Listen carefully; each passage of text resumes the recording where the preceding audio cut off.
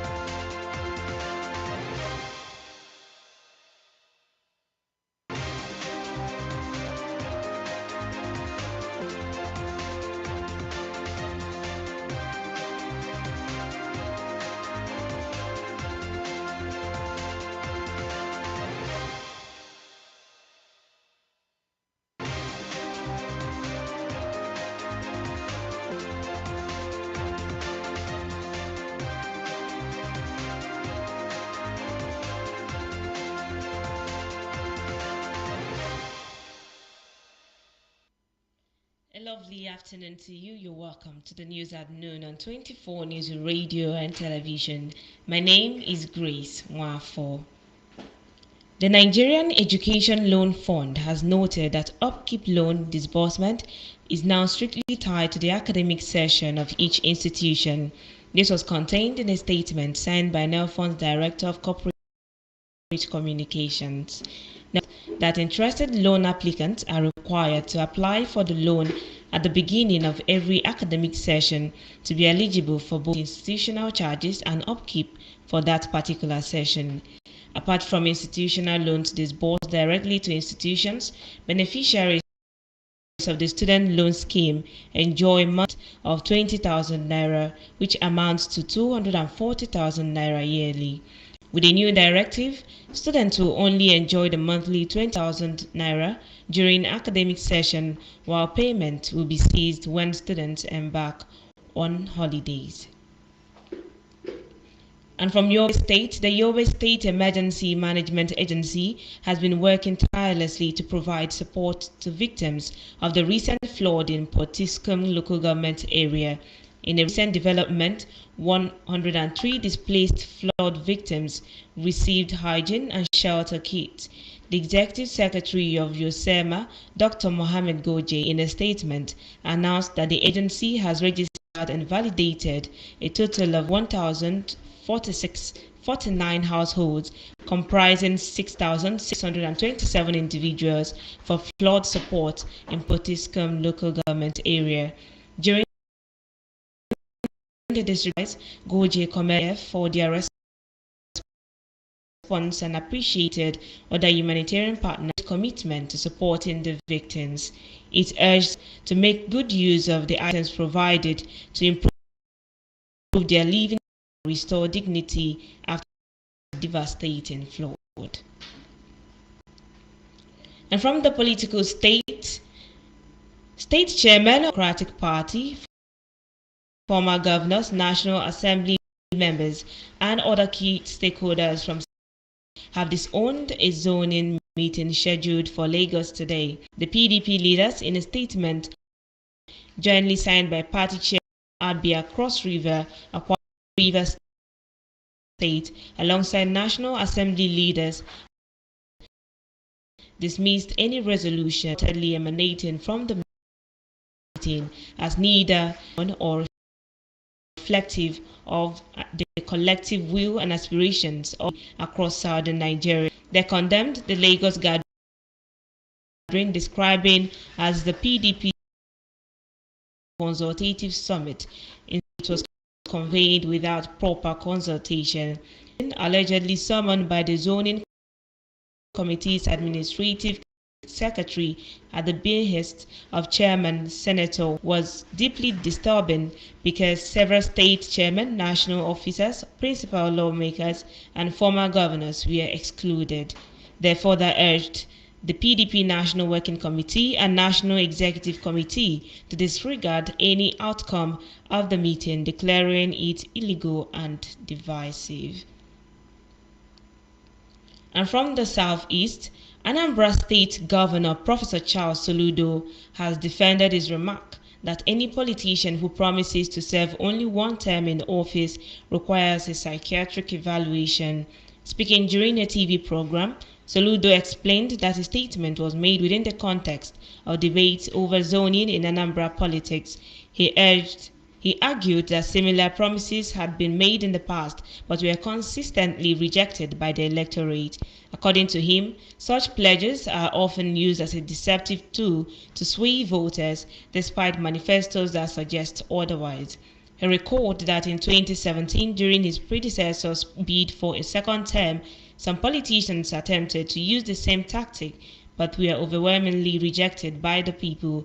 Soludo further noted that with the zoning arrangement already in place, rotating power between the North, South, and Central senatorial districts, some politicians from the South are again making the same one-term promise in the build-up to next election.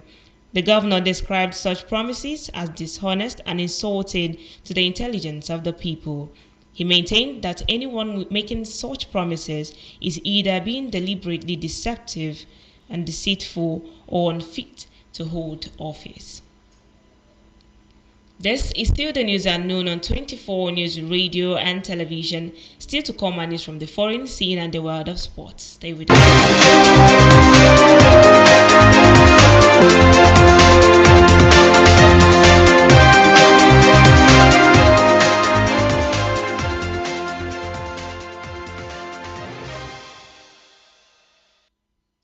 Glad to know that you are still there. If you're just joining us, this is the news at noon on 24 News Radio and Television. Over now to the report from the foreign scene. Israel hammered Gaza City and its outskirts overnight after the Defense Ministry approved an expanded offensive to target the remaining Hamas strongholds in the Strip. The newly approved plan authorizes the call-up of roughly 60,000 reservists, deepening fears the campaign would worsen the already catastrophic humanitarian crisis in the Palestinian territory. Israel's plans to expand the fighting and take control of Gaza City have sparked international outcry as well as domestic opposition. Ahead of the offensive, the Israeli military said the call-up of the reservists would begin in early September. Gaza Civil Defense Agency spokesman Mahmoud Bassau said airstrikes and artillery fire overnight targeted areas of the northwest and southeast of Gaza City. The Israeli military had earlier detailed a range of operations across the Gaza Strip in recent weeks. It said the maneuvers and strike created the conditions for the military to intensify pressures on Hamas and lay the groundwork for the next stages of the campaign. As Israel tightened its grip on the outskirts of Gaza City, mediators continued to wait for an official Israeli reaction to their latest ceasefire proposal that Hamas accepted earlier this week. And from Iran, Iran publicly hanged a convicted murderer at the scene of his alleged crime just 2 days after another public execution. Most executions in Iran are carried out inside prisons. Public executions are generally reserved for offenses that cause particular outrage. Provincial Judiciary Chief Haider Asiabi told newsmen that the latest hanging was carried out at dawn in the city of Kodki at the scene of the crime and in public.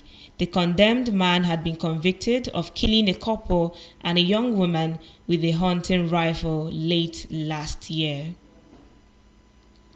And now from the world of sports.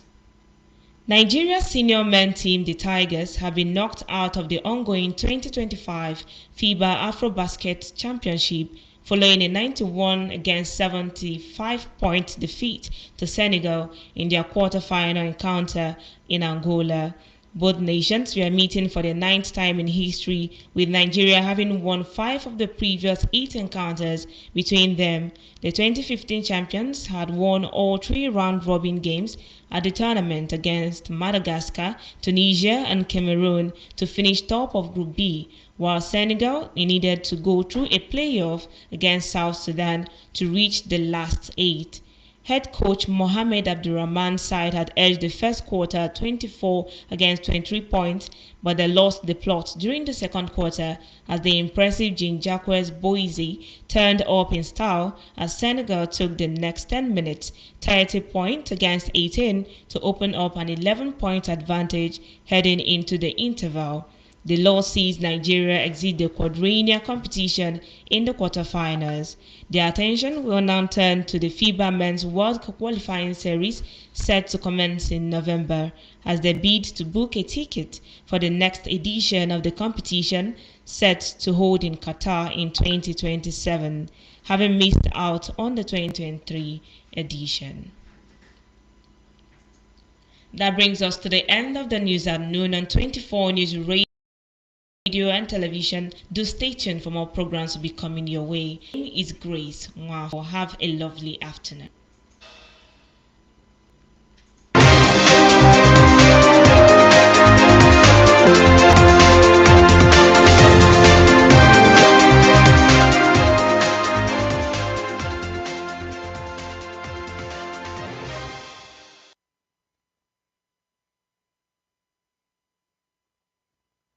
Akat, Enugu to Ilorin, all across Nigeria, we bring you news and information that will make your day. We are news, we are 20.